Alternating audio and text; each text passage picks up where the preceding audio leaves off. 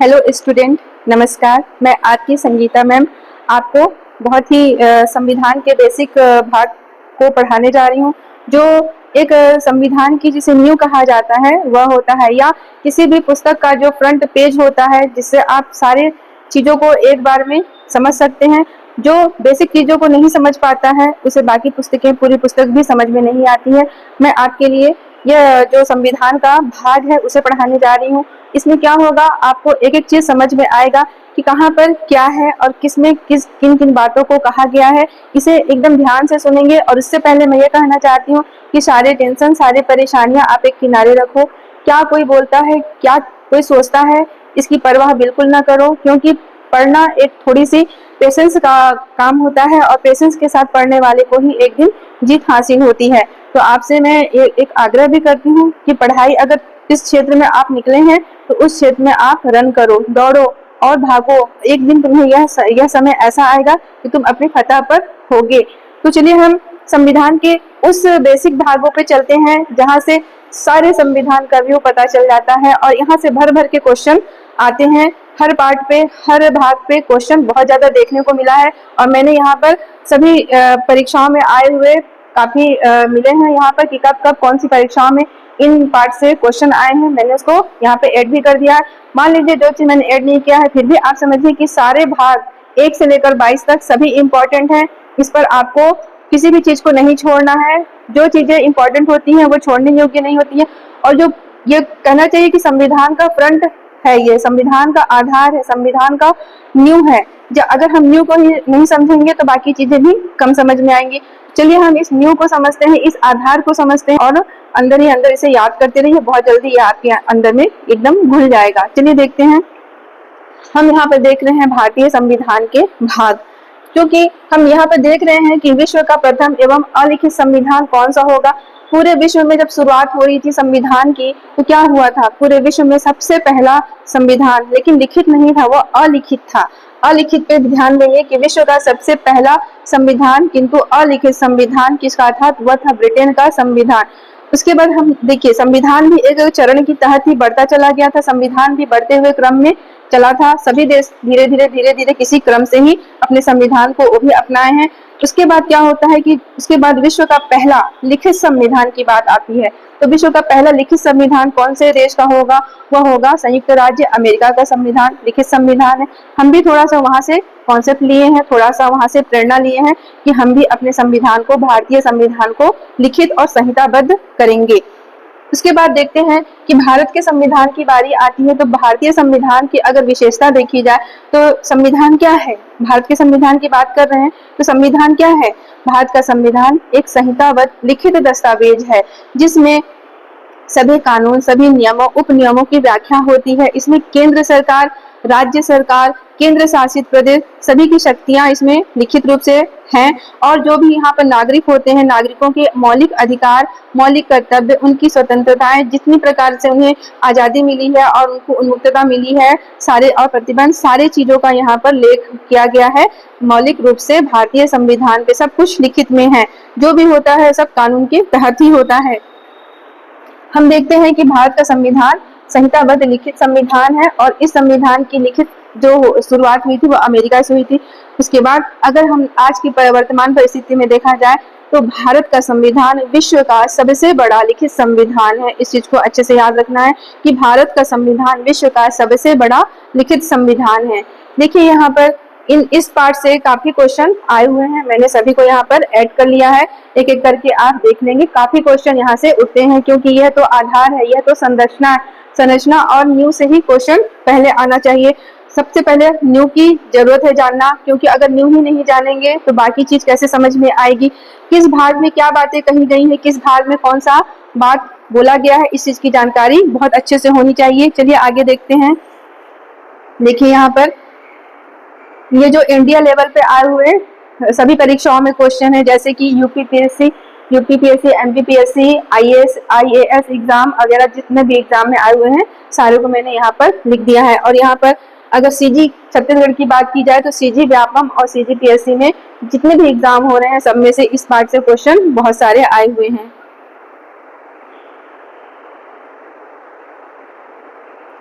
चलिए हम यहाँ पर देखते हैं कि भारतीय संविधान में जब भारत का संविधान भारत शासन अधिनियम 1935 के बाद हमने 70% संविधान तो वहां से ही अपना लिया था। 26 जनवरी 1950 जब हमारा संविधान हुआ, गणतंत्र बना, तो यहाँ पर जब संविधान की रचना हुई तो उसमें मूल रूप से 22 भाग थे, 22 भाग थी, 8 अनुसूचियां थी और 395 अनुच्छेद थे। क्या थे? 22 भाग थे।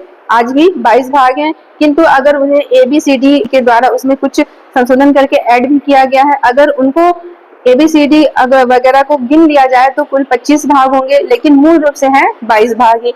अगर जो 395 अनुच्छेदों की बात की जा रही है, अगर 395 अनुच्छेदों में भी अनुच्छेद A, अनुच्छेद B ऐसे करके कई अनुच्छेद ऐड किए गए हैं, क्योंकि समय समय पर संशोधनों की जरूरत पड़ती रही है। जैसा जैसा समय आया है यहाँ पर नियम कानून बने हैं और संशोधन का जरूरत पड़ता चला गया है उसमें, तो कुछ इसमें ऐड भी हुए हैं और कुछ निरसित भी हुए हैं, यानी कि समाप्त भी हुए हैं। तो ऐसे करके 395 से ज्यादा अनुच्छेदों की संख्या है। अगर क ख ग घ के स्टाइल में जोड़ा जाए तो यानी कि 400 से 450 से भी ऊपर यहाँ पर अनुच्छेद मिलेंगे। लेकिन मूल रूप से कहा जाए तो अगर हम मूल की बात करते हैं तो 395 अनुच्छेद मूल रूप से आज भी हैं।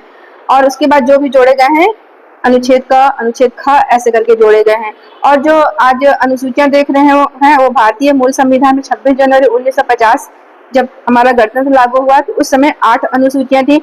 वर्तमान में उसमें 4 अनुसूचियां और ऐड कर दी गई हैं और आज वर्तमान में कुल 12 अनुसूचियां हैं। देखिए, संविधान संशोधन के द्वारा जो यहाँ पर भाग हैं वो जोड़े गए हैं। कुछ 22 भाग मैंने बताया कि कुल 22 भाग हैं यहाँ पर। यह भी देखिए इसी भारतीय संविधान में कुल कितने भाग होते हैं, तो 22 भाग होते हैं। इसी पर क्वेश्चन आ चुका है, UPPCS मेंस 2008 में आया हुआ है और UPPCS मेंस 2012 में आया हुआ है। CG व्यापम पटवारी 2016 में भी यहाँ से एग्जाम उठे हैं और भी आए हुए हैं, लेकिन इतना आपको बताने के लिए काफी है, ये बहुत एग्जाम में आ चुका है। अब देखिए यहाँ पर संविधान संशोधन द्वारा जोड़े गए, जब यहाँ पर जो 22 भाग हैं उसमें क ख ग यानी ABCD के द्वारा जो जोड़े गए हैं उसको मैं यहाँ पर प्रीव्यू के रूप में रख दे रही हूँ। बाकी आगे हम पढ़ेंगे तो उसमें इसको मैं और अच्छे से आपको समझा दूंगी।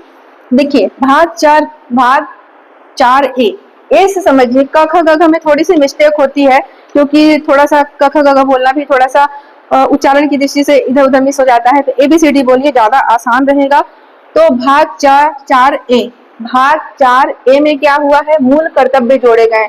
देखिए मूल संविधान में मूल कर्तव्य नहीं था। 26 जनवरी 1950 की स्थिति में मूल कर्तव्य वहां पर नहीं थे, इसको बाद में जोड़ा गया है, भाग 4 के तहत जोड़ा गया है। अब उसके बाद देखते हैं भाग 9 का। यहाँ पर नगरपालिकाएं जोड़ी गई हैं। जैसे जैसे पहले ग्रामीण भारत था, अब भारत धीरे धीरे प्रगति कर गया, उन्नति कर गया और यहाँ पर ग्राम पंचायत से नगर पंचायत की ओर सब चीज बढ़ता चला गया है। इसलिए नगर पालिकाओं की स्थिति यहाँ पर हो गई है, काफी विकसित हो चुके हैं सभी जगह। तो नगर पालिकाओं का प्रावधान रखा गया है, जिसमें त्रिस्तरीय पंचायती राज यहाँ पर भी है। उसके बाद देखते हैं भाग 9 ख, सहकारी समितियां हैं।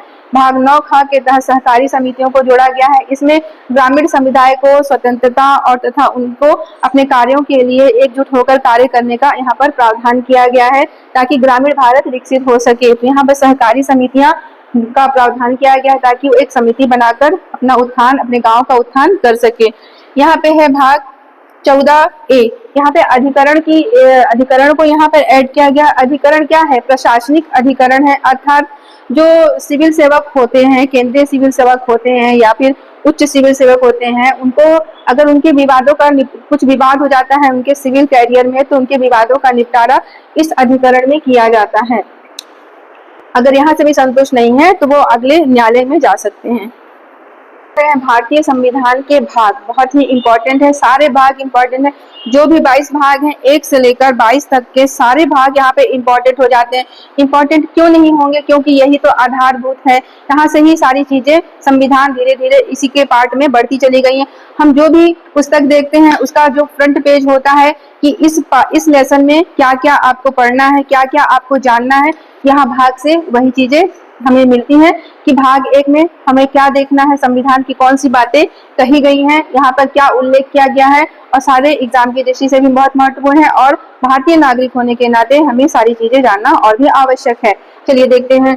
सबसे पहला है भाग 1। भाग 1 में क्या है, इसका एक बार प्रीव्यू देख लेते हैं। चलिए इसका एक बार प्रीव्यू देख लेते हैं ताकि एक नजर में आपको सारा चीज समझ में आ जाए। भाग 1 में है संघ और राज्य क्षेत्र। भाग 1 में संघ और उसके राज्य क्षेत्रों की बात की गई है, अनुच्छेद 1 से 4। भाग 2 में नागरिकता की बात की गई है, अनुच्छेद 5 से 11। भाग 3 में मौलिक अधिकार की बात की गई है, अनुच्छेद 11 से 35। भाग 4 में राज्यों के नीति निर्देशक तत्वों की बात की गई है, अनुच्छेद 36 से 51। भाग 4A जो जोड़ा गया है बीच में, उसमें मौलिक कर्तव्य या मूल कर्तव्यों की बात की गई है और यह अनुच्छेद 55A के तहत यहाँ पर ऐड है। उसके बाद आते हैं भाग 5। यहाँ पे संघ का प्रावधान किया गया है, अर्थात केंद्रीय शक्तियों का प्रावधान किया गया है, जो अनुच्छेद 52 से 151 है। उसके बाद आते हैं भाग 6। इसमें राज्य की शक्तियों का प्रावधान किया गया है, जो अनुच्छेद 152 से 237 तक का इसमें वर्णन है। इसके बाद आते हैं भाग 7 में है राज्यों का वर्गीकरण। हालांकि ये जो भाग है इसको समाप्त कर दिया गया है, निरसित कर दिया गया है, क्योंकि इसमें कुछ ऐसे प्रावधान थे जो वर्तमान में नहीं चाहिए थे, इसलिए इस पार्ट को निरसित कर दिया। पर निरसित किया जाना भी इम्पोर्टेंट हो जाता है क्योंकि इससे भी क्वेश्चन आ चुका है। चलिए देखते हैं भाग 8। संघ राज्य क्षेत्रों की बात की गई है, अर्थात केंद्र शासित प्रदेशों की बात की गई है यहाँ पर कि केंद्र शासित प्रदेश जो होंगे उनका प्रशासन कैसा होगा, उनके बारे में अनुच्छेद 239 से लेकर 242 तक का प्रावधान है इसमें। उसके बाद आते हैं भाग 9। भाग 9 पंचायतें। इसमें पंचायती राज व्यवस्था की बात की गई है। जो इसका अनुच्छेद है पंचायतें का, वो है अनुच्छेद 243 ए से लेकर ओ तक का है, 243 ए से लेकर ओ तक का है। उसके बाद आते हैं भाग 9 का। इसे संविधान संशोधन के द्वारा जोड़ा गया है और यह इसमें जो प्रावधान है वो नगर पालिकाओं के बारे में बोला गया है। नगरीय क्षेत्रों का जो नगर पालिकाएं हैं उनके बारे में प्रावधान है और इसका अनुच्छेद है 243 पी से जेड जी तक का है। उसके बाद आते हैं सहकारी समितियां। भाग 9 खा, इसे भी बाद में ऐड किया गया है संविधान संशोधन के द्वारा और इसमें सहकारी समितियों का प्रावधान किया गया है। सहकारी समितियां भाग, इसका जो अनुच्छेद है 243 जेड एच से लेकर जेड टी तक का प्रावधान है इसमें। उसके बाद आते हैं भाग 10 अनुसूचित जनजाति क्षेत्र का प्रावधान किया गया है। जो भारत में अनुसूचित जाति एवं जनजाति क्षेत्र हैं उनका प्रावधान किया गया है। इसका जो अनुच्छेद है 244 से लेकर 244 ए का है। इसके बाद आते हैं भाग 11। भाग 11 में क्या प्रावधान किया गया है? संघ राज्यों के मध्य संबंध। संघ राज्यों के मध्य संबंध, इसका अनुच्छेद है 245 से लेकर 263 तक। फिर उसके बाद भाग 12। भाग 12 में है वित्त संपत्ति एवं संविदाएं और वाद। वित्त संपत्ति संविदाएं एवं वाद, इसका अनुच्छेद है 264 से 300 ए। फिर भाग 13 में आते हैं भारत के राज्य। भाग 13 भारत के राज्य क्षेत्र के भीतर व्यापार वाणिज्य और समागम की जो यहाँ पे शक्तियां दी गई हैं उसको भाग 13 में रखा गया है। इसका अनुच्छेद है 301 से लेकर 307 तक का। फिर भाग 14 में है संघ और राज्यों के अधीन सेवाएं। भाग 14 संघ और राज्यों के अधीन सेवाएं है, इसका अनुच्छेद है 308 से लेकर 323 तक का। फिर भाग 14 ए, इसे भी ऐड किया गया है बाद में। इसमें प्रावधान है अधिकरण का, अर्थात प्रशासनिक अधिकरण का प्रावधान है इसमें। इसका अनुच्छेद है 323 ए और 323 बी। अब आते हैं भाग 15 पे। भाग 15 में निर्वाचन का प्रावधान किया गया है। इसका अनुच्छेद है 324 से लेकर 329। भाग 16 में है कुछ वर्गों के लिए विशेष उपबंधों की बात की गई है। कुछ वर्गों के संबंध में विशेष उपबंध किए गए हैं, तो इसका अनुच्छेद है 330 से लेकर 342। भाग 17 में है राज्य की भाषा, मतलब इसमें राजभाषा का प्रावधान किया गया है। इसका अनुच्छेद है 343 से लेकर 351। भाग 18 में देखते हैं। भाग 18 में बोला गया है आपात उपबंध, जिसका अनुच्छेद है 352 से 360। फिर आते हैं भाग 19 प्रकरण जो मिसलेनियस होते हैं उनके लिए है। इसका अनुच्छेद है 361 से 367। फिर भाग 20 आता है संविधान संशोधन, इसमें अनुच्छेद है 368। भाग 21 देख रहे हैं हम भाग 21 में है अस्थायी और संक्रमणकालीन उपबंध की बात की गई है। भाग 21 में अस्थायी और संक्रमणकालीन उपबंध की बात की गई है। इसका अनुच्छेद है 369 से 392। फिर भाग 22 है लास्ट जो बहुत इंपॉर्टेंट है यह भी। इसमें है संक्षिप्त नाम, प्रारंभ, हिंदी में अनुवाद, प्राधिकृत पाठ और निरसन का प्रावधान किया गया है। इसका अनुच्छेद है 393 से 395 तक का। देखिए, आप सभी को बताना यहाँ बहुत जरूरी है कि जो संविधान के भाग होते हैं वो अपने आप में बहुत इंपॉर्टेंट होते हैं। आप इसको आप किसी भी काम में बिजी हो तो आप अपने ईयरफोन पे लगा के मेरी क्लास को सुनिए, क्योंकि मैं आपके लिए समर्पित होकर यह क्लास बना रही हूँ, जिसमें मुझे कोई भी लाभ नहीं है, लेकिन आपका मैं चाहती हूँ कि मेरी यह पढ़ाई आप तक पहुंचे। ऐसे बच्चे हैं जो दूरस्थ क्षेत्रों में रहते हैं, जिन्हें अभाव है कि वो बहुत महंगे जगह पे जाके पढ़ाई नहीं कर सकते हैं।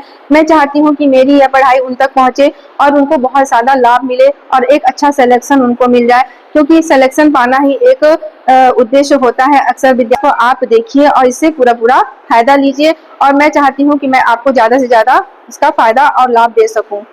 चलिए देखते हैं, हम अपने पहले भाग की ओर बढ़ते हैं। भागों की जरूरत क्यों पड़ी थी, देख लीजिए। यहाँ पे भाग की जरूरत इसलिए पड़ी कि हमारा संविधान बहुत बृहद है। देख रहे हैं कि भारत का सबसे लंबा संविधान है। 60 से अधिक देशों से हमने प्रेरणा ली थी, और सभी से प्रेरणा लेते हुए हम यहाँ पर अपने अपने देश के हिसाब से हम उसको अपने देश के हिसाब से उसमें काफी परिस्थितियों को देखते हुए हम इसमें ऐड कर रहे थे। लोगों की रहन सहन और भौगोलिक परिस्थितियां, बोली भाषा आदि सभी कुछ को पृथकता को देखते हुए अनेकता में एकता जो हमारा देश है, उसके हिसाब से हम काफी देशों के संविधान का निरीक्षण किए और प्रेरणा लिए उससे। तो हम देख रहे हैं कि हमारा बृहद संविधान को हमने किस भाग में कहाँ पर रखा है, और उस भाग में क्या क्या चीज को हमने रखा है।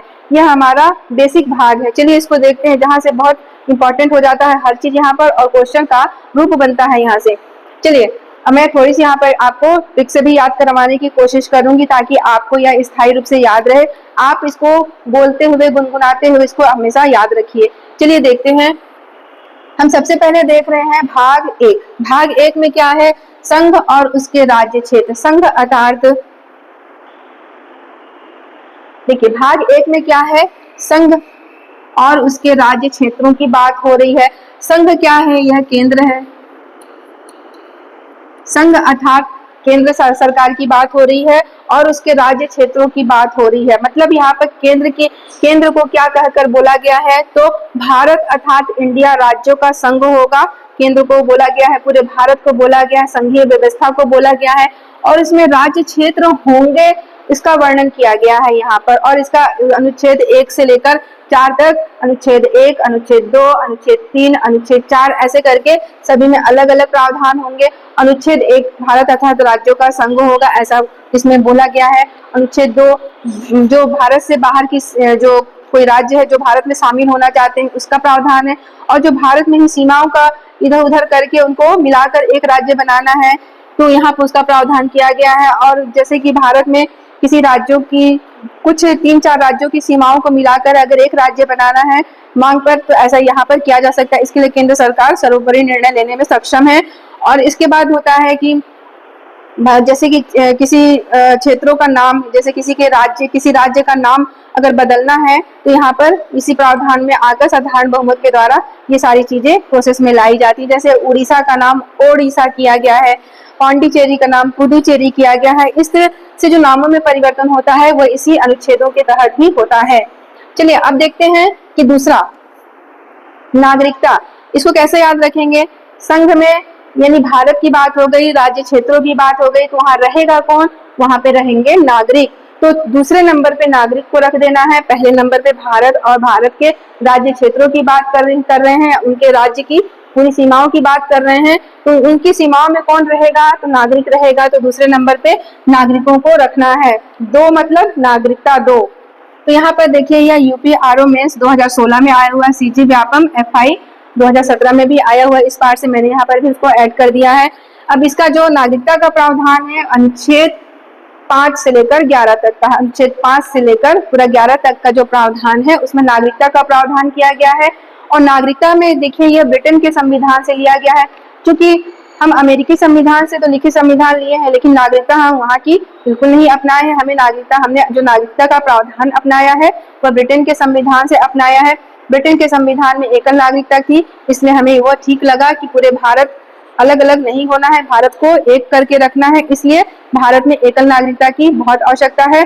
क्योंकि जो संयुक्त राज्य अमेरिका का जो वहाँ पर नागरिकता है, वहाँ पे दोहरी नागरिकता चलती है। एक तो अमेरिका की नागरिकता लेनी होगी, दूसरा वो अगर किसी राज्य में रह रहा है तो उसकी नागरिकता भी लेनी होगी। जैसे वो कनाडा में रह रहा है तो उसे कनाडा की भी नागरिकता लेनी होगी और अमेरिका की भी नागरिकता लेनी होगी। इस तरह से वहाँ पे दोहरी नागरिकता है, परंतु भारत में ऐसा प्रावधान नहीं है। भारत में इकहरी नागरिकता है, यानी कि एकल नागरिकता है।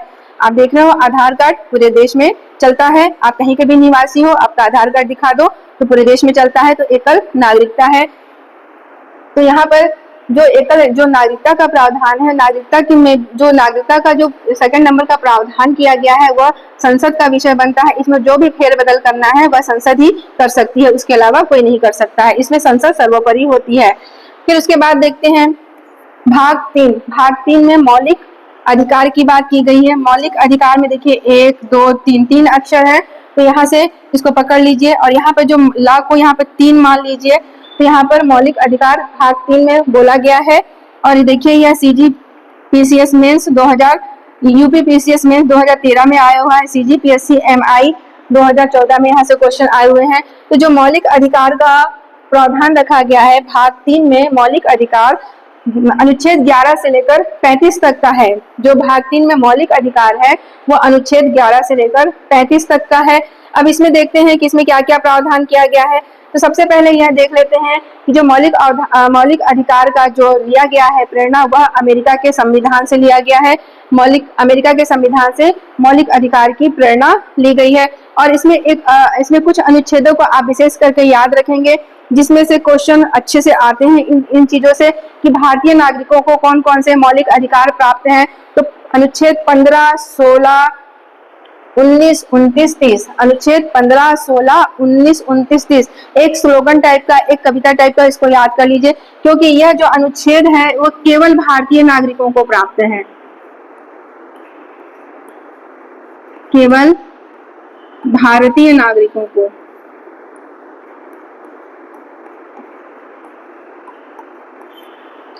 जो ये अनुच्छेद है, जो मौलिक अधिकार के अनुच्छेद हैं 15, 16, 19, 29, 30, यह सिर्फ भारत के नागरिकों को प्राप्त है, ना कि वैदेशिक नागरिकों को यह अधिकार नहीं दिया गया है। हाँ, इसके अलावा जो मौलिक अधिकार हैं वो सभी को हैं, वो भारतीय नागरिकों को भी है और जो वैदेशिक नागरिक हैं उनको भी है। तो इन चीजों को याद रखेंगे, 15, 16, 19, 29, 30 केवल भारतीय नागरिकों को मिले मौलिक अधिकार हैं। यहाँ पर 15 में देख रहे हैं कि किसी भी व्यक्ति को लिंग, जाति, वंश आदि के आधार पर उससे विभेद नहीं किया जा सकता है। और 16 में है कि किसी भी व्यक्ति को धर्म, जाति, लिंग के विभेद के आधार पर उसको शासकीय सेवाओं में विभेद नहीं किया जा सकता है। और 19 में है कि वाक एवं अभिव्यक्ति की स्वतंत्रता की बात की गई है। और 29 में है अल्पसंख्यकों के अधिकार की बात की गई है। और 30 में भी है अल्पसंख्यकों की जो शैक्षणिक संस्थाओं की स्थापना की बात की गई है। तो ये सिर्फ भारतीय नागरिकों को प्राप्त अधिकार हैं। तो इसके बाद देखते हैं कि जो भारतीय नागरिक हैं या फिर जो सभी नागरिक हैं उसमें क्या उनको कितने अधिकार मिले हैं। तो मूल रूप से तो 7 मौलिक अधिकार थे, लेकिन एक अधिकार को निरसित कर दिया गया, हटा दिया गया। तो अब वर्तमान में वो भारतीय नागरिकों को या फिर जो भी नागरिक यहाँ पर रह रहे हैं उनको 6 मौलिक अधिकार प्राप्त हुए हैं। कौन कौन से हैं?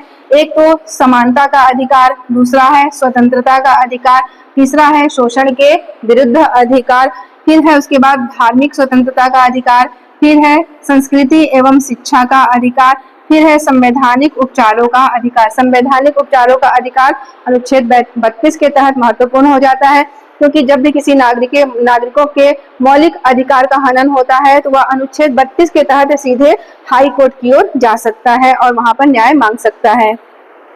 4 में देखते हैं कि भाग 4 में क्या बातें कही गई हैं। भाग 4 में राज्य के नीति निर्देशक तत्व के बारे में प्रावधान किया गया है। भाग 4 राज्य के नीति निर्देशक तत्व, इसमें अनुच्छेद 36 से 51 तक का अनुच्छेद आता है और यहाँ इसे अपनाया गया है आयरलैंड के संविधान से। तो इसको कह सकते हो नीति आया, नीति आया, नीति आया, इसको याद किया जा सकता है। भाग 4 नीति आया, 4 नीति आया।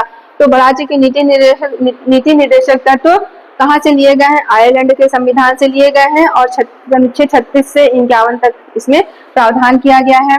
अब देखिए, जो राज्य के नीति निर्देशक तत्व हैं उसमें राज्यों को अधिकार दिया गया है कि नागरिकों के सामाजिक आर्थिक स्थिति को ध्यान में रखकर कुछ लोक कल्याणकारी योजनाएं बनाए, उनके विकास के लिए कुछ लोक कल्याणकारी कार्य करें। तो इसमें 36 से 51 तक ऐसी इसमें प्रावधान है। अब आइए 4 का, क्योंकि यह 4 क से जोड़ा गया है यानी कि 4A से जोड़ा गया है, तो यह मूल संविधान में नहीं था, इसको संविधान संशोधन के द्वारा ऐड किया गया है। देखिए, इसमें 4A है मूल कर्तव्य, और इसमें जो अनुच्छेद है 55A, अनुच्छेद 55A है इसके अंतर्गत। देखिए, यह काफी एग्जाम में आया हुआ है, मैंने सबको यहाँ पर ऐड कर दिया है जिससे आपको समझने में आसानी होगी कि एग्जाम की दृष्टि से बहुत महत्वपूर्ण हो जाता है। तो मूल कर्तव्य या मौलिक कर्तव्य भी बोलिए, इसको दोनों एक ही है। मौलिक कर्तव्य। अब ये कहाँ से लिया गया है? यह रूस के संविधान से लिया गया है। मतलब यहाँ पर मौलिक को रूस से जोड़ लीजिए, रूस मौलिक कर्तव्य, मतलब मौलिक कर्तव्य या मूल कर्तव्य कहाँ से लिया गया है? तो रूसी संविधान से इसको लिया गया है। और ये जब मूल संविधान में नहीं था तो मौलिक, जैसे कि संविधान में अभी तक हमने इससे पहले देखा भाग 3 में कि नागरिकों को मौलिक अधिकार दिए गए हैं, तो मौलिक अधिकारों के साथ साथ हमें संविधान को नागरिकों को मौलिक कर्तव्य भी गिनवाने थे, जिसमें 11 मौलिक कर्तव्य भारतीयों को दिए गए हैं ताकि वो मौलिक अधिकार के साथ साथ अपने कर्तव्यों का भी निर्वहन करें। उनका एक मौलिक दायित्व बनता है कि वो भारत की राष्ट्र ध्वज की रक्षा करें, भारत के तिरंगे का सम्मान करें, राष्ट्रीय गान राष्ट्रीय गीत का सम्मान करें। कोई ऐसा विकल्प ना लाए जिससे किसी चीज का, राष्ट्रीय सीमाओं का, क्षेत्रों का और राष्ट्रीय ध्वज का, राष्ट्रीय चीजों का अपमान होता हो। तो यहाँ पर मौलिक कर्तव्य गिनाए गए हैं। देखिए, यहाँ पर इसको कैसे लाया गया? तो मूल संविधान में नहीं था, लेकिन देश को जरूरत पड़ी कि भारतीयों को मूल कर्तव्य देने जरूरी है। तो सरदार स्वर्ण सिंह जो यहाँ पर थे, सरदार स्वर्ण सिंह की समिति में, अगुवाई में एक समिति का गठन किया गया जिसका नाम है सरदार स्वर्ण सिंह समिति। अब इनके द्वारा 42वां संविधान संशोधन 1976 लाया गया है। इनकी समिति की सिफारिश पर संविधान में संशोधन किए गए। जो संशोधन का क्या था? वो 42वां संविधान संशोधन था। उसके द्वारा यहाँ पर भाग 4A को ऐड किया गया है और नागरिकों को मौलिक कर्तव्य दिए गए हैं। क्योंकि जिस समय यह ऐड किया गया 42वें संविधान संशोधन के तहत जब ऐड किया गया, यहाँ पर इसको लाया गया, उस समय यहाँ पर 10 मौलिक कर्तव्य थे, लेकिन सरकार को लगा बाद में कि एक मूल कर्तव्य और जोड़ना बहुत जरूरी है। वो क्या था? वो 11वां मूल कर्तव्य था, जिसमें यह लिखा गया है कि जो भारतीय जो नागरिक हैं वो अपने बच्चों को, अपने परिपालय को जाके जो उनका प्रारंभिक शिक्षा होता है उसके लिए आगे बढ़कर उनको शिक्षा प्रदान करे, प्रारंभिक शिक्षा में वो अपना योगदान दे। कभी कभी माता पिता इस ओर ध्यान नहीं देते हैं। यहाँ पर मौलिक कर्तव्य दिया गया है कि हर माता पिता, परिपालय, आत्मज, आत्मजा का यह कर्तव्य होता है कि अपने बच्चों को, अपने आसपास के छोटे बच्चों को प्रारंभिक शिक्षा में योगदान दे, उनका मनोबल बढ़ाए। तो उसे जो 11वां मौलिक कर्तव्य है उसे 86वें संविधान संशोधन के द्वारा ऐड किया गया है, जो आज भारत में 11 मौलिक कर्तव्य मूल रूप से हैं। अब देखते हैं आगे।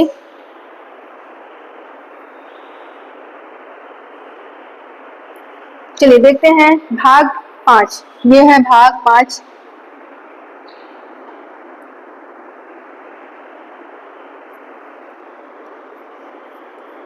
हम देख रहे हैं अब भाग 5। भाग 5 में क्या है? संघ का प्रशासन अर्थात केंद्र का प्रशासन।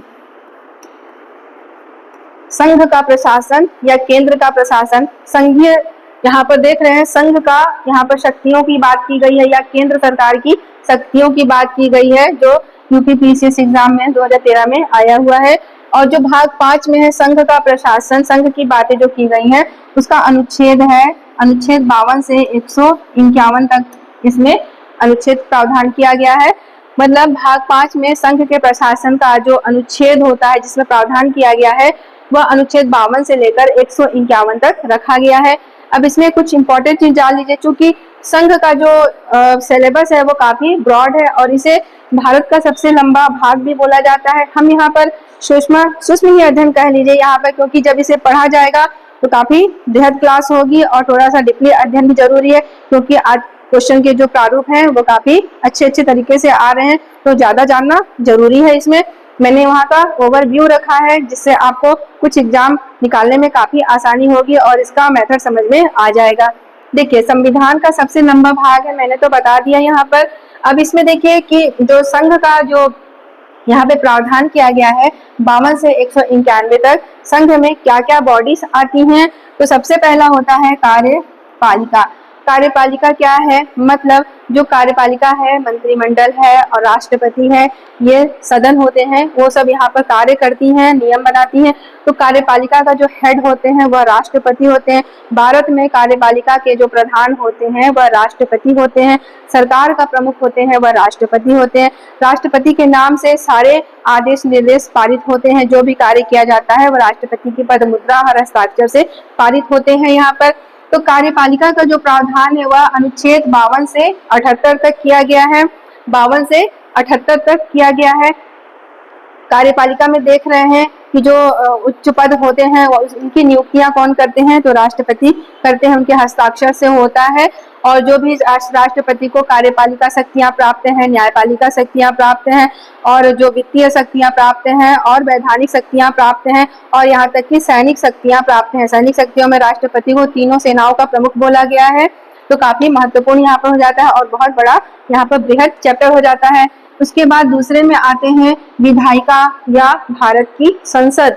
भारत की विधायिका या भारत का संसद, तो इसको अनुच्छेद 79 से लेकर 123 में रखा गया। इस 123 को याद रखेंगे, इसमें अध्यादेश की बात की गई है। अध्यादेश जो अनुच्छेद 123 है उसमें राष्ट्रपति के द्वारा जारी किए जाने वाले अध्यादेश की बात की गई है। अर्थात जब भारत में ऐसी स्थिति उत्पन्न हो जाती है जब दोनों सदन न चल रहे हो, दोनों सदन विराम की स्थिति में है और कानून बनाना इमीडिएटली बहुत जरूरी हो जाता है, तो राष्ट्रपति एक अध्यादेश पारित करते हैं जो तुरंत के हिसाब से कानून का रूप ले लेता है। और जब संसद के दोनों सदन बैठते हैं तो इस अध्यादेश को वहां पर जारी किया जाता है, पटल पर रखा जाता है। अब जब दोनों सदन इसे पारित कर देते हैं तो कानून स्थायी कानून बन जाता है। अगर वो सदन के लगने के 6 सप्ताह तक अगर इसे पारित नहीं करते हैं अध्यादेश को, तो वह स्वतः ही समाप्त हो जाता है 6 सप्ताह के भीतर ही।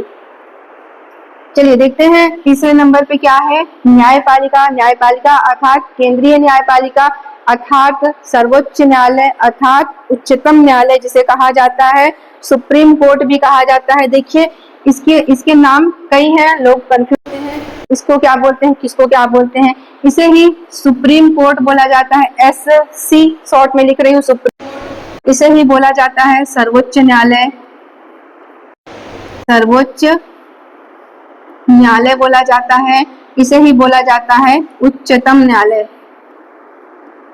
उच्चतम न्यायालय, ठीक है, उच्चतम न्यायालय बोला जाता है। तो जो भारत की केंद्रीय न्यायपालिका है देख रहे हैं उसे एक इंग्लिश के नाम से बोला जाता है सुप्रीम कोर्ट, सर्वोच्च न्यायालय, उच्चतम न्यायालय। तो तीनों एक ही रूप है, अच्छे से याद कर लेंगे इसको। यहाँ पर डमाडोल नहीं होना है आपको कि उच्च न्यायालय बोल रहे हैं तो कुछ और सोच रहे हैं, उच्चतम न्यायालय बोल रहे हैं तो कुछ और सोच रहे हैं। उच्चतम मतलब उच्च से भी उच्चतम मतलब सर्वोच्च न्यायालय हो गया।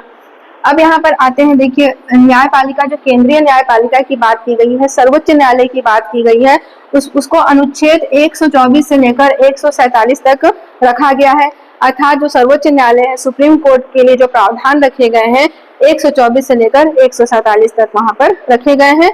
अब आते हैं अगला 4th नंबर पर, नियंत्रक एवं महालेखा परीक्षक। नियंत्रक एवं महालेखा परीक्षक का प्रावधान 148 से 151 में रखा गया है। इसे कैग भी बोला जाता है, शॉर्ट फॉर्म में कैग। तो कैग का प्रावधान या नियंत्रक महालेखा परीक्षक का प्रावधान अनुच्छेद 148 से लेकर 151 तक रखा गया है। उसके बाद कितने नंबर पे देख रहे हैं, महान्यायवादी। महान्यायवादी का प्रावधान ब्रिटेन के संविधान से लिया गया है। ब्रिटेन के संविधान से महान्यायवादी का प्रावधान लिया गया है। इसको इंग्लिश में अटॉर्नी जनरल ऑफ इंडिया बोला जाता है। इंग्लिश में अटॉर्नी जनरल ऑफ इंडिया बोला जाता है, जो कि करंट अफेयर में आपका बहुत बड़ा प्रश्न आता है कि भारत के वर्तमान अटॉर्नी जनरल कौन है। आप इसको वर्तमान परिस्थिति के अनुसार लिख लेंगे। तो देख रहे हैं यहाँ पर एक जो नियंत्रक महालेखा परीक्षक है, कैग हैं, ये क्या होते हैं? यह भारत के और राज्यों की लेखाओं का परीक्षण करते हैं। जो भारत का लेखा और राज्यों का लेखा का परीक्षण करते हैं, जो परीक्षण करने के बाद अपनी रिपोर्ट को ये सौंप देते हैं संसद के पटल पर। तो यहाँ पर देख रहे हैं जो भारत का अगर ये लेखा परीक्षण करते हैं तो उसकी रिपोर्ट संसद में दे देते हैं, और जो राज्यों का लेखा परीक्षण करते हैं उसकी रिपोर्ट विधानमंडल में दे देते हैं। जहाँ पर दोनों विधानमंडल हैं और वहां पर विधानमंडल को दे देंगे, जहां पर विधानमंडल एकांगी चल रहा है उसको विधानसभा को दे देंगे। आप थोड़ा सा विधानमंडल को समझ लो, थोड़ा सा आप यहाँ पर मिस हो सकते हैं। विधानमंडल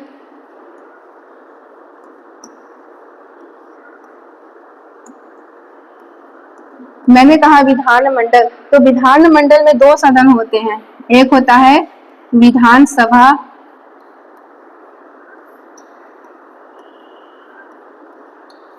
और दूसरा होता है विधान परिषद।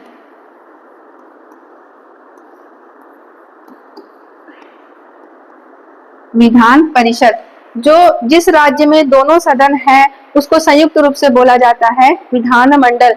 देखो भारत के 6 राज्यों में ये विधान परिषद चल रही है, कार्यरत है, तो इन 6 राज्यों के लिए हम विधानमंडल शब्द का यूज करते हैं, वहां के लिए एकदम परफेक्ट होता है। लेकिन जिन राज्यों में विधान परिषद का गठन नहीं हुआ है, जनसंख्या के हिसाब से होता है, सीटों के हिसाब से होता है, तो यहाँ पर जहाँ पर विधान परिषद का गठन नहीं हो पाया है तो वहां पर सिर्फ विधानसभा ही कार्य करती है, वहां पर एकांगी रूप से विधानसभा कार्य करती है। तो जो यही नियंत्रक और महालेखा परीक्षक हैं, ये केंद्र के मामले में लेखा परीक्षण करके संसद के पटल में रखते हैं। संसद में तो दोनों सदन होते हैं, लोकसभा और राज्यसभा, संयुक्त रूप से वो राष्ट्रपति को सौंप देते हैं। और दूसरा देखते हैं महान्यायवादी। अच्छा, मैंने कहा कि जो केंद्र में है वो संसद को सौंप देते हैं अपनी रिपोर्ट, और उसके बाद जो राज्यों में बात आती है तो राज्यों में जहां दोनों सदन होते हैं वहां पर विधानमंडल को सौंप देते हैं, लेकिन जहां पर विधान परिषद नहीं होती है वहां पर विधानसभा को अपनी रिपोर्ट देते हैं। तो वहां पर चर्चा होती है फिर इसकी। अब देखते हैं आगे महान्यायवादी कौन होते हैं?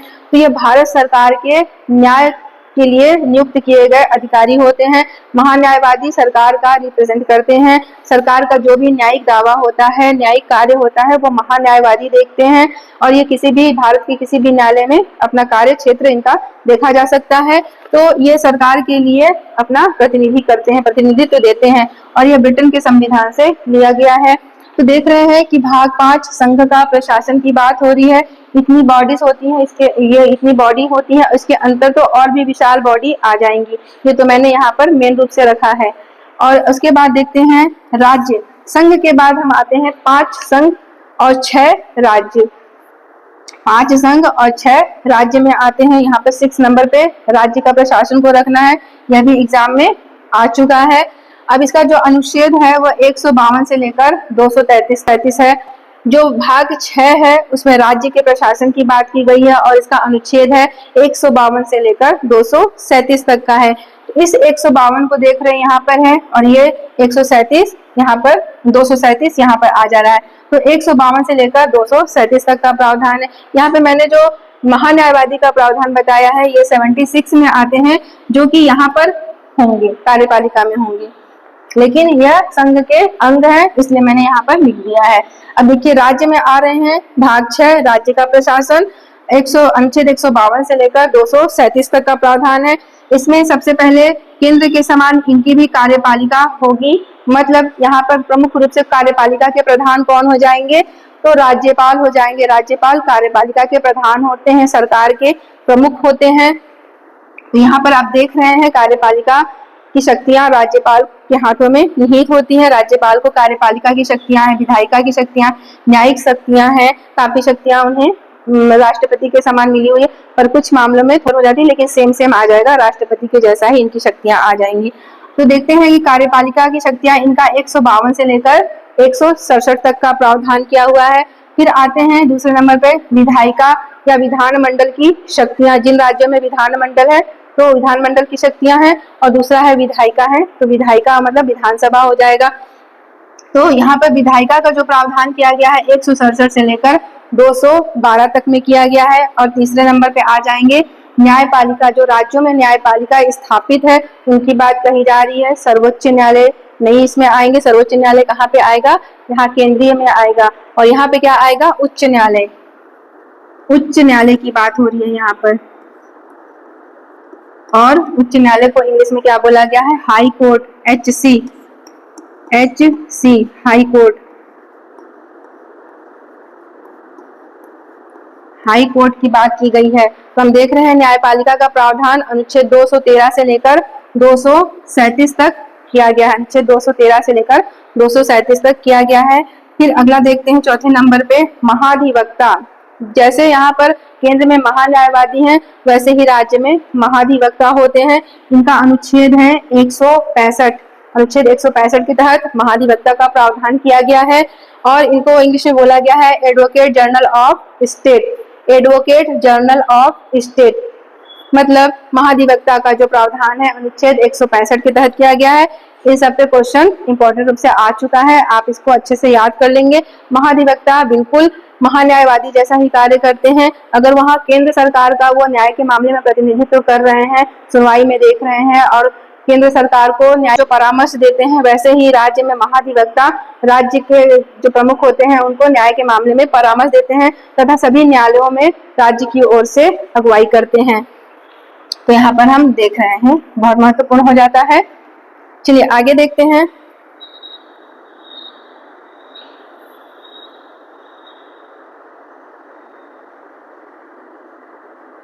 चलिए आगे देखते हैं राज्यों का अनुच्छेद भाग 7 हम देख रहे हैं। यहाँ पर हम भागों की बात कर रहे हैं।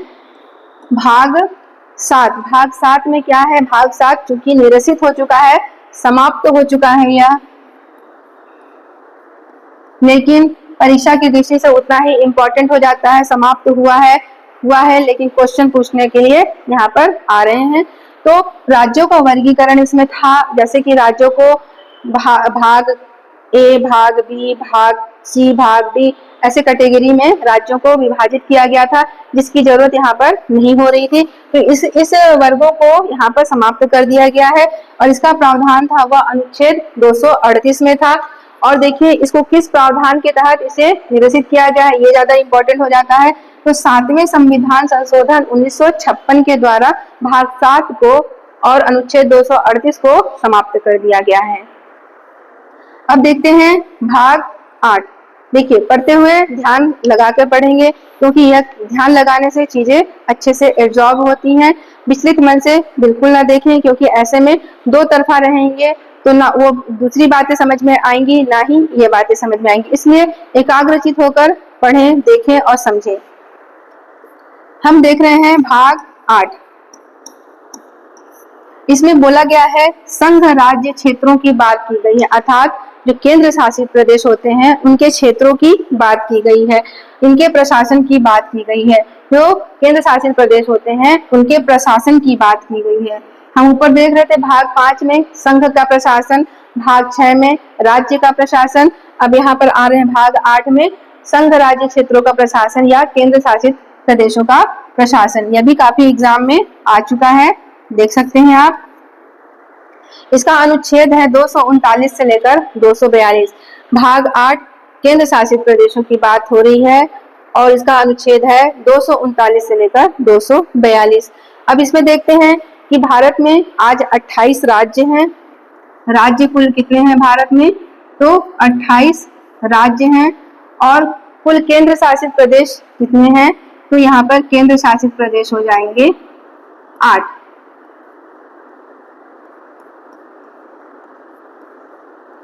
केंद्र शासित प्रदेश कुल हो जाएंगे 8। पहले हम देख रहे थे कि कुल भारत में कुल कितने राज्य? 29 राज्य थे, लेकिन उसमें से जम्मू कश्मीर और लद्दाख को संयुक्त करके एक केंद्र शासित बना दिया गया है, जिससे उस राज्य की गणना यहाँ से हट गई है और यहाँ पर बढ़ गई है। सॉरी, यहाँ पर 8 होगा। कुल केंद्र शासित प्रदेश 8 होते हैं। चलिए उनका नाम देख लेते हैं, कौन कौन से केंद्र शासित प्रदेश हैं। एक हो जाएगा आपका दिल्ली, दिल्ली केंद्र शासित प्रदेश है, जिसको 69 संविधान संशोधन के द्वारा एनसीआर राष्ट्रीय राजधानी दिल्ली घोषित किया गया है। दूसरा हो जाएगा पुडुचेरी, तीसरा हो जाएगा चंडीगढ़, चौथा हो जाएगा लक्षद्वीप, छठवां हो जाएगा दादर एवं नागर हवेली तथा दमन एवं दीव। ये पहले अलग अलग थे, दादर एवं नागर हवेली पहले अलग था और उसके बाद दमन और दीव अलग था। इसको भी संविधान संशोधन करके एक बना दिया गया है। अब उसके बाद आते हैं 7वें नंबर पे अंडमान निकोबार केंद्र शासित प्रदेश, और उसके बाद 8वें नंबर पे आते हैं जम्मू कश्मीर एंड लद्दाख। इनको मिलाकर एक केंद्र शासित प्रदेश बनाया गया है। तो देख रहे हैं यहाँ पर कि 8 हमारे वर्तमान में केंद्र शासित प्रदेश हैं, और इसमें से दिल्ली और पुडुचेरी इंपॉर्टेंट इसलिए हो जाते हैं कि जो भी लोकसभा में जो सीट मिली हुई है दिल्ली और पुडुचेरी से यहाँ पर प्रतिनिधित्व दिखता है, और दिल्ली और पुडुचेरी का जो यहाँ पर राज्यसभा में सीट है उनका भी प्रतिनिधित्व मिलता है। तो यहाँ पर बहुत इंपॉर्टेंट हो जाता है। यहाँ पर देखते हैं, हम देख रहे हैं भाग 9। भाग 9 में क्या है, पंचायतों की बात की गई है, त्रिस्तरीय सभी व्यवस्थाओं की बात की गई है, त्रिस्तरीय पंचायतों की बात की गई है। ये देखिए काफी एग्जाम में आ चुका है, इसको आप देख लीजिए, इससे पता चल रहा है यह भाग कितना इंपॉर्टेंट होता है। तो भाग 9 में पंचायतें हैं, इसका जो अनुच्छेद है वो 243 ए से ओ तक का है। 243 ए से ओ तक पंचायतों का वर्णन किया गया है, और इसको जब ऐड किया गया तो ये मूल संविधान के बाद जोड़ा गया है। तो 73वें संविधान संशोधन 1992 के द्वारा इसे जोड़ा गया है। और इसका हम देखते हैं कि अनुसूची, ये अनुच्छेद में देखते हैं तो अनुच्छेद 40 में भी इसका प्रावधान है पंचायती राज का, चूंकि यह महत्व में है।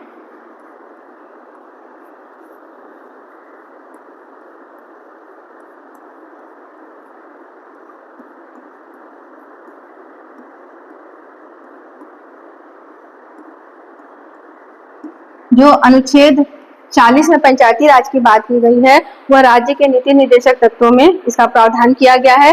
राज्यों को यहाँ पर पावर्स दिए गए हैं कि आप अपने राज्यों के हिसाब से पंचायती राज का निराकरण करें, स्थापना करें और उसका क्रियान्वयन करें।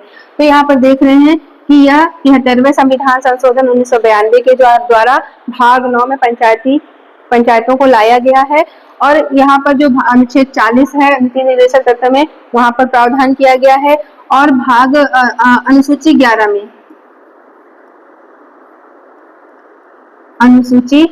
में भी पंचायती राज का प्रावधान किया गया है। क्योंकि अनुसूचियों में इसकी विस्तृत बातें की गई हैं, भाग में इसकी थोड़ी सी लिमिटेशन है, मुख्य बातें की गई हैं, प्रावधान किया गया है, लेकिन अनुसूचियों में इसकी विस्तृत बातें की गई हैं। चलिए अब देखते हैं भाग 9 का। भाग 9 का देखने से ही पता चल रहा है, या 9A बोलिए, तो इसे भी संविधान संशोधन के द्वारा यहाँ पर ऐड किया गया है। भाग 9A में क्या है, नगर पालिकाएं हैं, काफी एग्जाम में आ चुका है, देख रहे हैं। तो इसका जो भाग 9A है इसमें नगर पालिकाएं उनका प्रावधान किया गया है। इसका अनुच्छेद है 243 P से लेकर ZG तक है। 243 P से लेकर ZG तक है। 243 P से ZG तक में नगर पालिकाओं का प्रावधान किया गया है। अर्थात जब प्राचीन समय में भारत एक ग्रामीण भारत था, लेकिन जैसे जैसे विकसित हो गया भारत तो नगर पालिकाओं की स्थापना प्रारंभ हो गई है। तो उनके लिए यहाँ पर ऐड किया गया है और इनको विकास की ओर बढ़ाया जा रहा है। इसे 74वें संविधान संशोधन 1992 के द्वारा यहाँ भाग में लाया गया है, संस्थित किया गया है। चलिए आगे देखा की बात हो रही है भाग 9 का।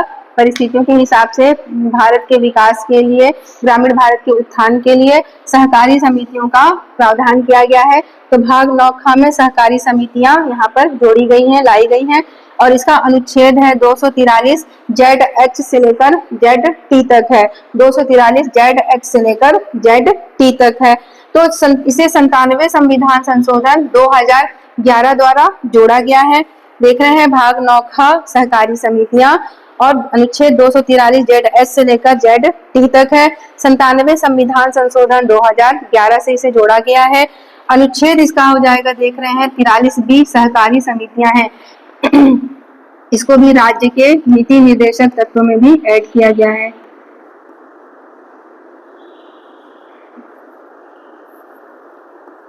राज्य के नीति निर्देशक,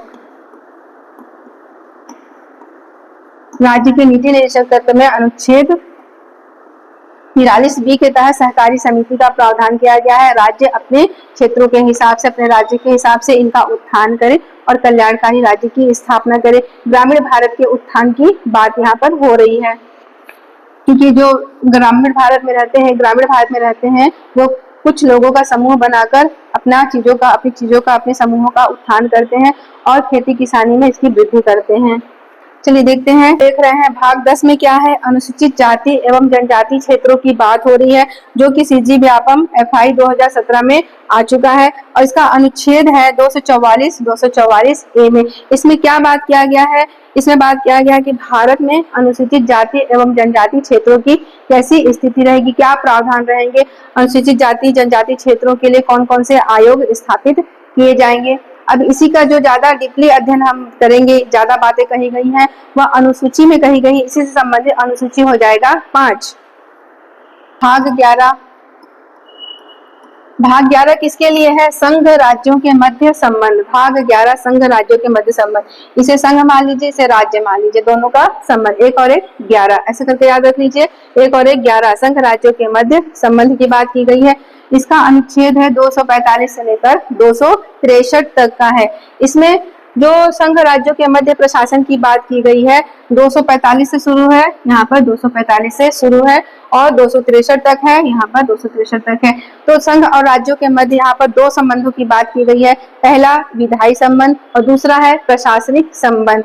तो पहला जो विधायी संबंध है उसमें अनुच्छेद 245 से लेकर 235 तक की बात की गई है और जो दूसरा प्रशासनिक संबंध है उसमें अनुच्छेद 256 से लेकर 263 तक की बात की गई है।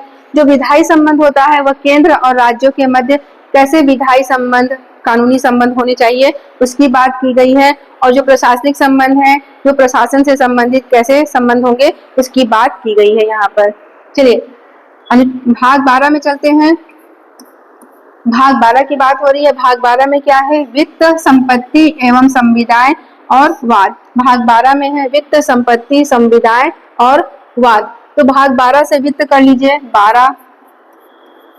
12 वित्त, उच्चारण की दृष्टि से मैच खा रहा है। 12 वित्त कर लीजिए यहाँ पर और इसका अनुच्छेद है अनुच्छेद 264 से लेकर 300A तक है। तो यहाँ पर हम देख रहे हैं कि जो यहाँ पर वित्त, संपत्ति और संविदाएं की बात हो रही है तो इसमें जो संपत्ति का अधिकार है, जो संपत्ति का अधिकार था, जो पहले मौलिक अधिकार था, मौलिक अधिकार कैसे था?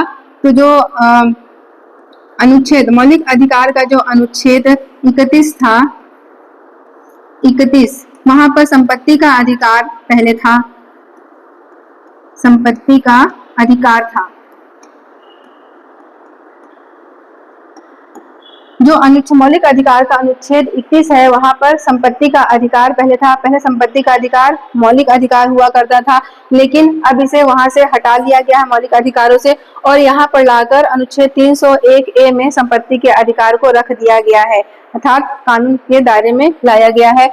तो यहाँ पर 44वें संविधान संशोधन 1978 के द्वारा अनुच्छेद 31 से उठाकर हटाकर यहाँ पर 301A में संपत्ति के अधिकार को ऐड किया गया है।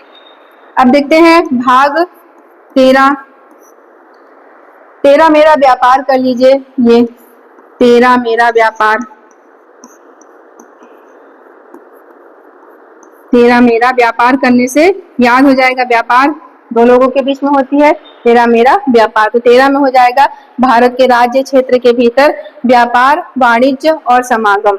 अब इसका अनुच्छेद है अनुच्छेद 301 से लेकर 307 तक है। अब यहाँ पर देख रहे हैं कि इस व्यापारिक संबंध में क्या बातें की गई हैं, जो राज्य क्षेत्र के भीतर व्यापार और वाणिज्य की बातें क्या कही गई हैं। तो केंद्र और राज्य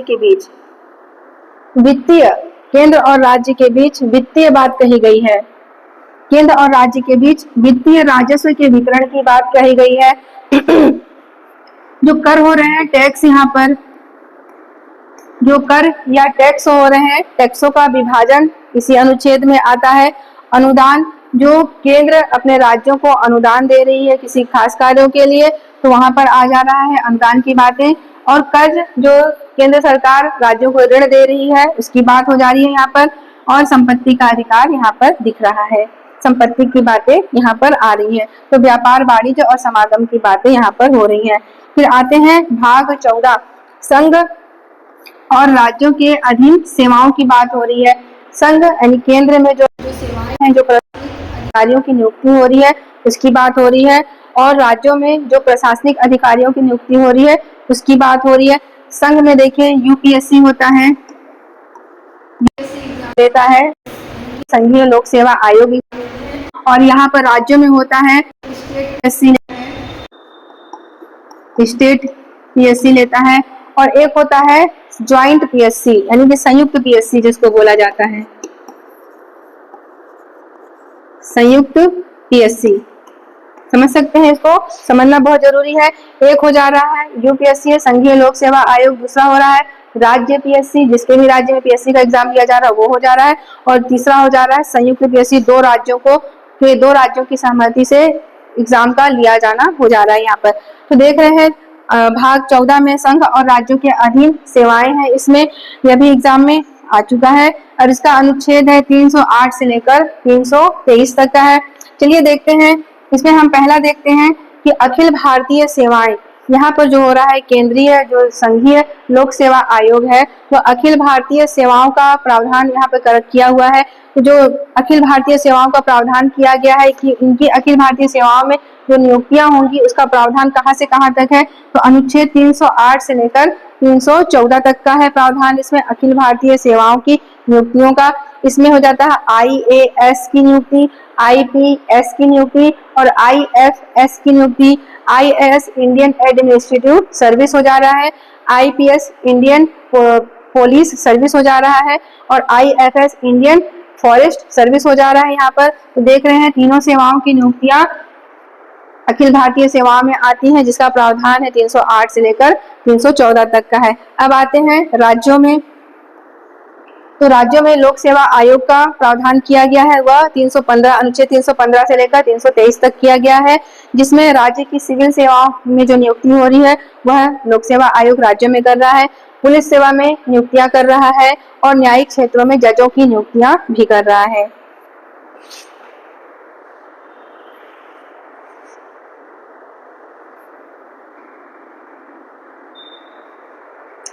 चलिए अब देखते हैं भाग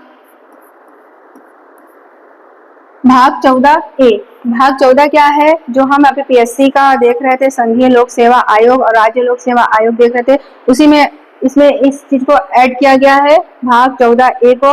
इसमें क्या प्रावधान किया गया है, अधिकरण बोला गया है, इसमें अधिकरण का प्रावधान किया गया है, अर्थात प्रशासनिक अधिकरण की स्थापना की गई है। प्रशासनिक अधिकरण क्या है, मतलब ये लोक सेवकों की सेवा शर्तें रेगुलेट करता है और उनके लिए यहाँ पर एक ट्रिब्यूनल की स्थापना की गई है। ट्रिब्यूनल में जाकर वो किसी विवादों का निपटारा वहां पर कराया जा सकता है। देख रहे हैं यहाँ पर इसका जो प्रावधान है भाग 14 ए का अधिकरण या प्रशासनिक अधिकरण का, उसका अनुच्छेद है 323 ए, जो कि इंपॉर्टेंट है 323 बी।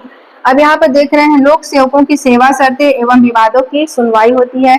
मैंने बता दिया था कि लोक सेवकों की सेवा शर्तों का यहाँ पर प्रावधान किया गया है तथा सेवाओं में उत्पन्न होने वाले विवादों का निराकरण किया जाता है। इसके ऊपर भी वो सुप्रीम कोर्ट, हाई कोर्ट जा सकते हैं। अब यहाँ पर देखिए दो ट्रिब्यूनल की स्थापना की गई है। पहला है कैट।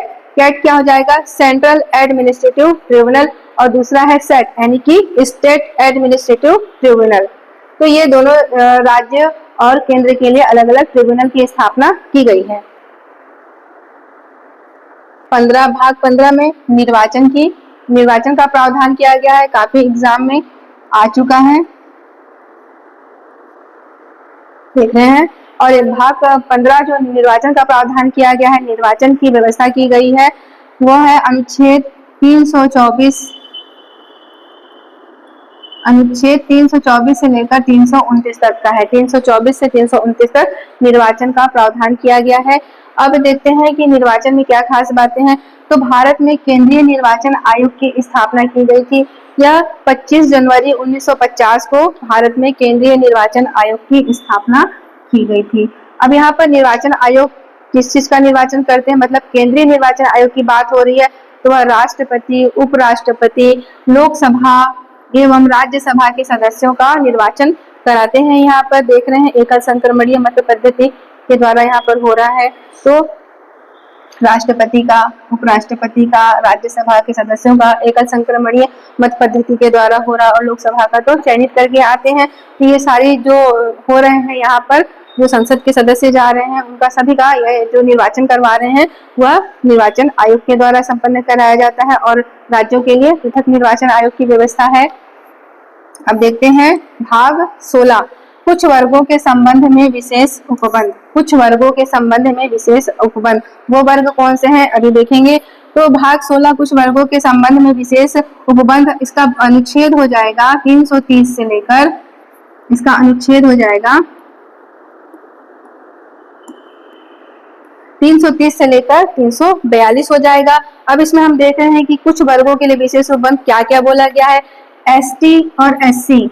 एसटी मतलब जो हो रहे हैं अनुसूचित जनजाति और अनुसूचित जाति का लोकसभा एवं विधानसभा में आरक्षण का प्रावधान किया गया है और इन्हीं का ही अनुसूचित जाति और अनुसूचित जनजाति का लोक सेवाओं में, सरकारी नौकरियों में, नियुक्तियों में भी आरक्षण का प्रावधान किया गया है, जिसमें पिछड़ा वर्ग भी शामिल है। अब देखते हैं यहाँ पर पहले इसमें एक वर्ग और शामिल था एंग्लो इंडियन का। एंग्लो इंडियन, इससे पहले अभी तो इसको हटा दिया गया है। तो जो यहाँ पर एसटी एससी का प्रावधान लोकसभा में और विधानसभा में किया गया है, वैसे ही एंग्लो इंडियन का प्रावधान भी किया गया था, लेकिन इनको 104 संविधान संशोधन के द्वारा इसे समाप्त कर दिया गया है, नहीं बढ़ाया गया है इसको।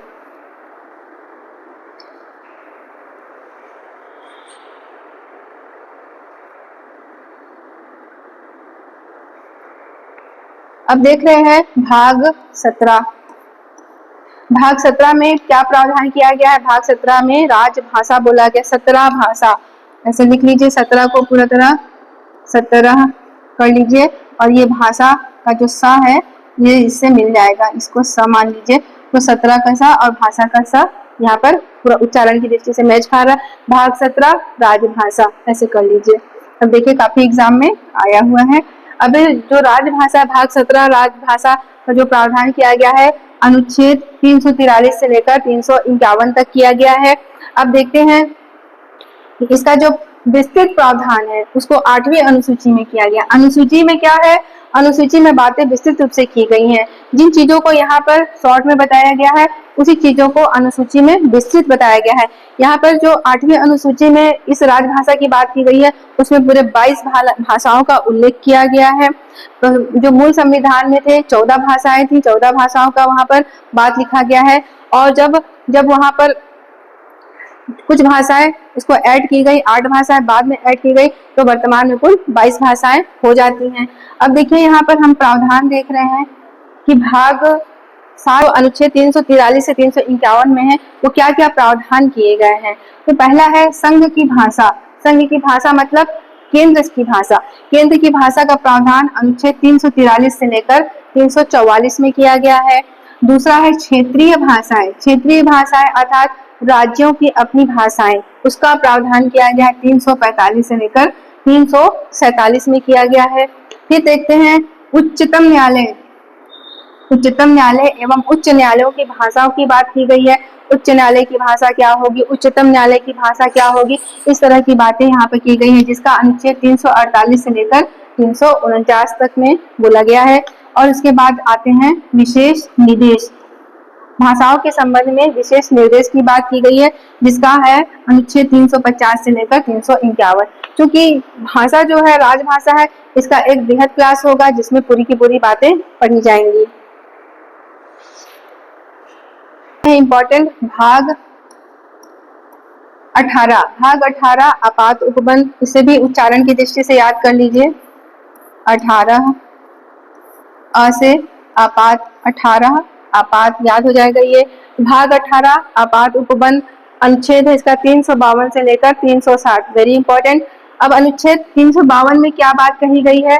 अनुच्छेद 352 में राष्ट्रीय आपातकाल की बात कही गई है, यानी कि युद्ध एवं बाह्य आक्रमण और सशस्त्र विद्रोह से उत्पन्न आक्रमण की बात की गई है। अनुच्छेद 352 में राष्ट्रीय आपातकाल की बात कही गई है। और उसके बाद आते हैं अनुच्छेद 356। अनुच्छेद 356 में संवैधानिक आपातकाल की बात की गई है, अर्थात जब राज्यों का संवैधानिक तंत्र विफल हो रहा हो तो वहां पर सत्ता कौन संभालेगा? केंद्र संभालेगा, तो वो आपातकाल की स्थिति आ जाती है ऐसे में। फिर अगला है 360, अनुच्छेद 360 वित्तीय आपातकाल की बात की जा रही है। जब भारत में वित्तीय अस्थिरता उत्पन्न हो जाती है, वित्तीय संकट उत्पन्न हो जाता है, तो केंद्र वहां पर वित्तीय आपातकाल लागू कर सकती है। हालांकि अभी तक ऐसा लागू नहीं किया गया है, लेकिन प्रावधान है इसका। अब देखते हैं कि भारत शासन अधिनियम में इसे ही सीधे सीधे उठा लिया गया था। जो आपात उपबंध का प्रावधान है यह भारत शासन अधिनियम 1935 में ही अपना लिया गया था। 26 जनवरी 1950 में यह मूल रूप से विद्यमान था। हम देख रहे हैं इसे जर्मनी के संविधान में क्या लिया गया है। जो आपात उपबंध के अनुसार हम देख रहे हैं तो जर्मनी के संविधान से हमने कुछ चीजों को लिया है, प्रेरणा लिया है। यह आपातकाल के समय मूल अधिकारों का हनन का प्रावधान हमने एब्जॉर्ब किया है। जब आपातकाल देश में लागू हो जाता है तो उसमें जो नागरिक होते हैं, नागरिकों के मूल अधिकारों का वहां पर हनन होता है। वहां पर मूल अधिकारों का जो हनन होता है, मतलब निलंबित किए जाते हैं, उसका प्रावधान यहाँ पर किया गया है। अब देख रहे हैं भाग 19। भाग 19 कहने के लिए प्रकीर्ण है, लेकिन उतना ही इम्पोर्टेंट हो जाता है। हम इसमें किसी भी भाग को कम नहीं समझेंगे, सारे भाग अपने आप में महत्वपूर्ण हो जाते हैं। भाग 19 प्रकीर्ण मतलब मिसलेनियस वाले पार्ट इसमें आ जाते हैं, और जो ऐसे पार्ट होते हैं वो और ज्यादा इम्पोर्टेंट हो जाते हैं। तो हम देख रहे हैं मिसलेनियस पार्ट को, इसमें राष्ट्रपति और राज्यपाल के लिए कुछ विशेष अधिकारों की बात की गई है, जिसे राष्ट्रपति और राज्यपाल की शक्तियों में भी विशेष रूप से पढ़ा जाता है। चलिए देखते हैं क्या है।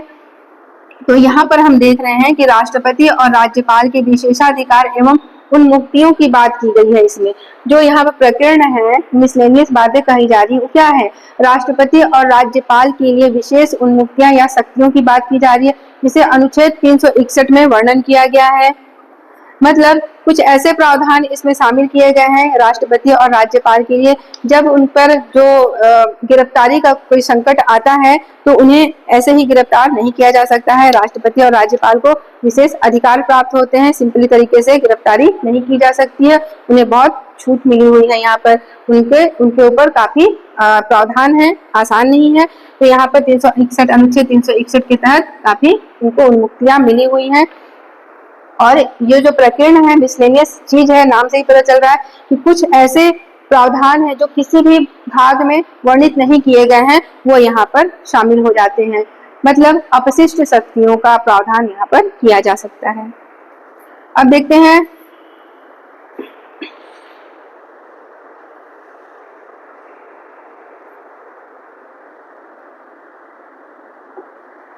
भाग 20। हम देख रहे हैं भाग 20 संविधान संशोधन, वेरी इंपॉर्टेंट। संविधान संशोधन तो करना ही होता है क्योंकि यह मूल संविधान से ही लिया गया है। तो संविधान संशोधन समय समय पर करना आवश्यक होता है, क्योंकि जैसे जैसे सामाजिक परिदृश्य बदलते जा रहे हैं, लोगों की प्रकृति, नेचर, स्वभाव परिवर्तित होता जा रहा है, AI का समय आ चुका है, काफी परिस्थितियां अलग अलग होती चली जा रही हैं। तो समय को देखते हुए यहाँ पर संविधान संशोधन करते चले गए थे यहाँ पर, और यह आया है CG, PSC, RDR, HG और 2014 CG, PSC, SE 2017 में आया हुआ है। हम देख रहे हैं कि भाग 20 संविधान संशोधन का प्रावधान है और इसका अनुच्छेद 368 है। अनुच्छेद 368 है। भाग 20 संविधान संशोधन, अनुच्छेद 368। अनुच्छेद 368 अपने आप में बहुत बेहद क्लास होती है इसकी, काफी समझ के इसको पढ़ना होगा। तो हम यहाँ पर मूल रूप से देख लेते हैं कि क्या कुछ खास बातें जाननी है। तो संविधान संशोधन का प्रावधान दक्षिण अफ्रीका से लिया गया है। फ्री का संशोधन याद कर सकते हैं, फ्री का संशोधन मैं एक क्लास इस पर भी लूंगी कि कौन कौन से स्रोत से संविधान चीजें अपनाई गई हैं। फिर देख रहे हैं यहाँ पर जो संविधान संशोधन हो रहा है वो 3 प्रक्रिया के तहत होता है। एक तो साधारण बहुमत के द्वारा संविधान संशोधन होता है, दूसरा विशेष बहुमत के द्वारा संविधान संशोधन होता है, मतलब यहाँ पर 2/3 बहुमत के अनुसार संशोधन होता है, और तीसरा देख रहे हैं विशेष बहुमत और प्लस आधे से अधिक राज्यों के अनुसमर्थन के द्वारा किया जाने वाला संशोधन इसमें शामिल होता है। यह एक प्रकार का कठोर संविधान संशोधन कहा जाता है। यह कठोर संविधान संशोधन में आता है।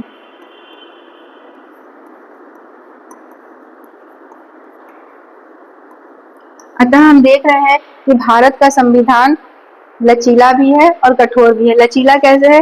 कुछ चीजें साधारण बहुमत से इजीली पास कर दी जाती हैं तो लचीला है, कुछ चीजें विशेष बहुमत और आधे से अधिक राज्यों के अनुसमर्थन द्वारा पास की जाती हैं तो काफी कठोर संविधान संशोधन हो जाता है। इसलिए संविधान की विशेषता में कठोर और लचीलेपन का समन्वय देखा जाता है। चलिए अब देखते हैं भाग 21। भाग 21 में क्या है? अस्थायी और संक्रमणकालीन उपबंध की बात की गई है और इसका सीधे सीधे अनुच्छेद हो जाएगा अनुच्छेद 369 से लेकर 392, 369 से लेकर 392 इसमें प्रावधान किए गए इन अनुच्छेदों के तहत। अब देख रहे हैं कि अनुच्छेद 370 के तहत जम्मू कश्मीर के बारे में विशेष प्रावधान की बात की गई है। ये एक हिसाब से जम्मू कश्मीर के हिसाब से ही इस प्रावधान को रखा गया था। जब भारत में जम्मू कश्मीर और हैदराबाद और जूनागढ़ के विलय का जो प्रोसीजर चल रहा था सरदार वल्लभ भाई पटेल के द्वारा, तो वहां पर हरि सिंह गौड़ थे यहाँ पर जम्मू कश्मीर के शासक। तो हरि सिंह गौड़ चूंकि अपने आप को स्वतंत्र रखना चाहते थे, पृथक राज्य के रूप में रखना चाहते थे, लेकिन कुछ समय बाद उनके ऊपर दूसरे राष्ट्र से अटैक होने लगे, तो ये अपने आप को सोचे कि हमें किस ओर रहना चाहिए, तो उन्होंने ज्यादा महफूज, ज्यादा अपने आप को सेफ समझा कि भारत में हम यहाँ पर शामिल हो जाते हैं। तो उन्होंने विलय पत्र पर हस्ताक्षर करके भारत की ओर शामिल होने का निर्णय लिया था। तब से भारत में यह शामिल हो चुका है। तो देख रहे हैं कि अनुच्छेद 370 के तहत जम्मू कश्मीर में तो विशेष प्रावधान इसमें रहा है। अब क्या हुआ है कि संसद के द्वारा 31 अक्टूबर 2019 से जम्मू कश्मीर एवं लद्दाख को विलय करके पूरी तरह से एक केंद्र शासित प्रदेश के रूप में इसे शामिल कर लिया गया है, केंद्र शासित प्रदेश घोषित कर दिया गया है। तो अब इसे 31 अक्टूबर 2019 से जम्मू कश्मीर एवं लद्दाख को केंद्र शासित प्रदेश घोषित कर दिया गया। अब ये सारे प्रावधान इस पे नहीं चल रहे हैं। अब क्या हो गया है, एक भारत हो गया है, पूरी तरह से मिक्स हो गया है। पहले हम कोई भी प्रावधान देखते थे जैसे कि सूचना का अधिकार अधिनियम, उसमें देखते थे जम्मू कश्मीर को छोड़कर बाकी पूरे प्रदेश में चलता था। तो अब क्या होगा, अब सभी चीजें पर जम्मू कश्मीर में भी वैसे ही प्रावधान चलेंगे।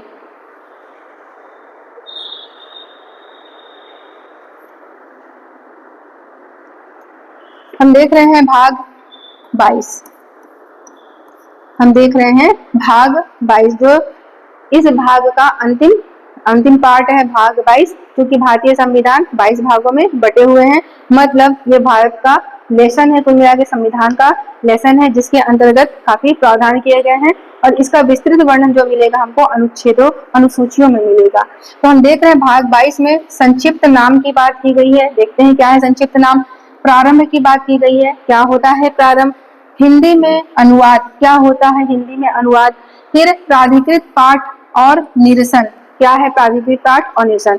तो भाग 22 में जो लास्ट में रखा गया है, लेकिन बहुत बड़ा कॉन्सेप्ट है इसका, कि संक्षिप्त नाम, प्रारंभ, हिंदी में अनुवाद, प्राधिकृत पाठ और निरसन का प्रावधान किया गया है। और इसका जो अनुच्छेद है 393 से लेकर 395 तक रखा गया है।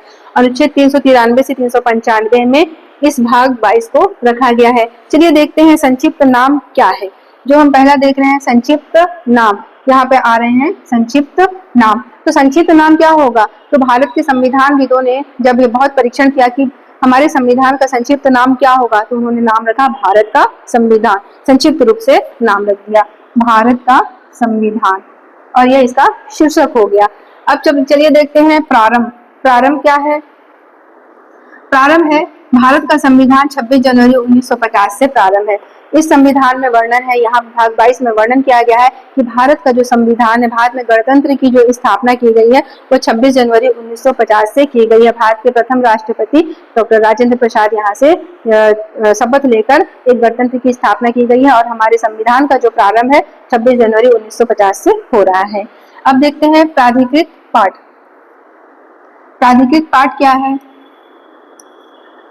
प्राधिकृत पाठ क्या है और हिंदी में आधिकारिक प्रावधान करता है। जो प्राधिकृत पाठ है या पाठ है वह हिंदी में अधिकारिता की प्रावधान करता है, मतलब जो भी यहाँ पर लिखे जाएंगे बोले जाएंगे वह हिंदी में होंगे।